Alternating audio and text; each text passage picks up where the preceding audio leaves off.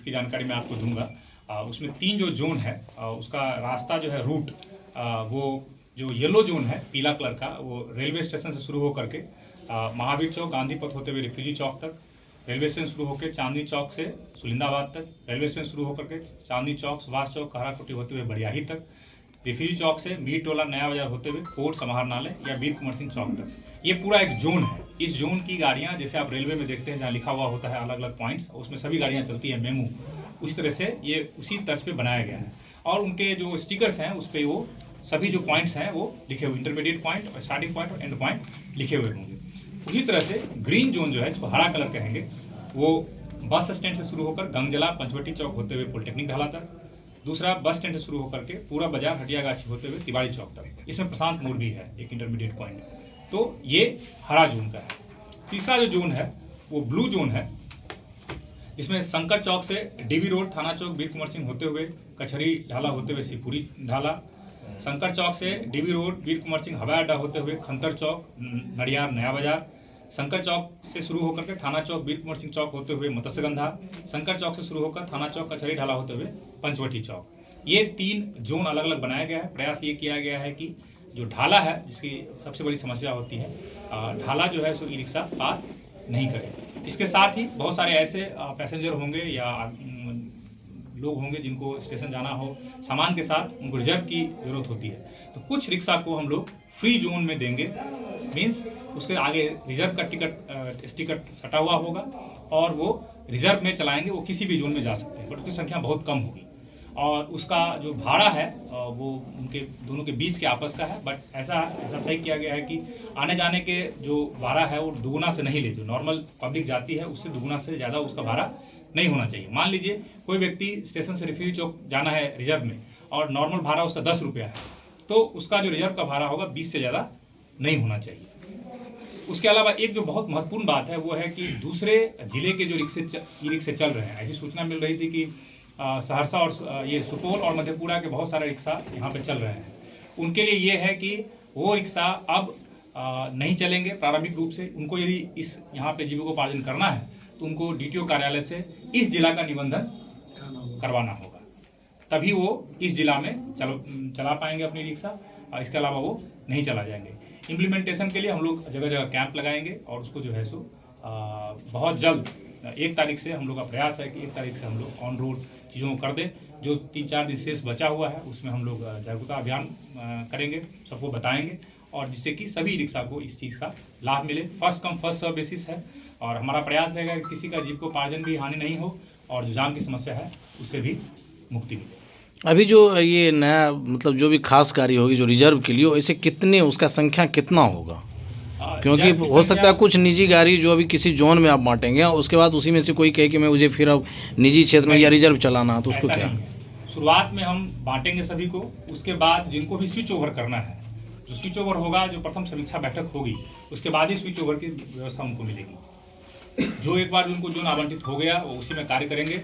जब समीक्षा बैठक होगी वहाँ पे कैरिंग कैपेसिटी जो है उस जोन की उसको एनालिसिस किया जाएगा, उसको एसेस किया जाएगा, क्या स्थिति है जाम की, कितने रिक्शा है उसमें, कितने और लोग बचे हुए हैं, कितने एप्लीकेशंस हैं, और उसके आधार पे जो है सो ये निर्णय लिया जाएगा कि कितने को हम स्विच ओवर करने दे रहे हैं और किससे किस में स्विच ओवर हो सकता है। रेलवे से जो पूरा जो संयुक्त प्रेस ब्रीफिंग किया जा रहा है, इसका मूल उद्देश्य है कि परिवहन विभाग के द्वारा एक नोटिफिकेशन जारी की गई है कि सभी जो जिला का जो शहर क्षेत्र है, शहरी क्षेत्र है, यानी जिले के शहरी क्षेत्र, सभी शहरी क्षेत्र नहीं, मुख्यालय शहरी क्षेत्र में ई रिक्शा और टेम्पो के चलते जो जाम की स्थिति, जो ट्रैफिक जाम लग रही है, इससे निजात पाने के लिए वैसे जिला हेडक्वार्टर्स जो कमिश्नरी हेडक्वार्टर्स हैं वहाँ आयुक्त महोदय की अध्यक्षता में, और जहाँ गैर कमिश्नरी जो डिस्ट्रिक्ट हेडक्वार्टर्स टाउन है वहाँ जिलाधिकारी की अध्यक्षता में एक कमेटी की गठन की गई है। अध्यक्ष आयुक्त महोदय हैं, सदस्य सचिव जिलाधिकारी महोदय हैं, इसके बाद पुलिस अधीक्षक महोदय हैं, ट्रैफिक डीएसपी, जिला परिवहन पदाधिकारी, सिविल सर्जन, संयुक्त सचिव क्षेत्रीय प्राधिकार परिवहन, ये सभी सदस्य हैं। तो कल इसकी बैठक आयोजित हुई, तो हम लोगों ने एक इसका पूरी तरह से कल प्लान पेश किया। तो सहरसा जिला को हम लोगों ने 3 जोन में बांटा, क्योंकि हम लोगों ने देखा कि रेलवे लाइन सहरसा को 2 भागों में बांटती है और यहाँ आरओबी नहीं रहने के कारण अक्सर जहाँ जहाँ रेलवे क्रॉसिंग पॉइंट्स हैं वहाँ पर आधा घंटा, कभी कभी 1-1 घंटा बंद हो जाती है, तो ट्रैफिक जाम की स्थिति हो जाती है। तो हम लोगों ने रेलवे लाइन के पूरब की तरफ जो हमारे इलाके हैं उनको हमने 1 जोन बना दिया, और रेलवे लाइन की जो पश्चिम तरफ की जो क्षेत्र है इसको हम लोगों ने 2 जोन में बांटा। अब हम लोगों ने मुख्य रूप से उधर वाला जो पूरब तरफ का जो एरिया है उसका हम लोगों ने स्टार्टिंग पॉइंट बस स्टेशन रखा है, क्योंकि वहाँ जितने भी टेम्पो है बस स्टैंड ही है। इस तरफ हम लोगों ने 2 पॉइंट रखा, एक रेलवे स्टेशन रखा है और दूसरा जो हम लोगों ने थाना चौक रखा है। तो बाकी वहाँ से अन्य जगहों के लिए गाड़ियाँ जाएंगी। तो हम लोगों ने येलो जोन, ग्रीन जोन और ब्लू जोन 3 जोनों में बांटा है।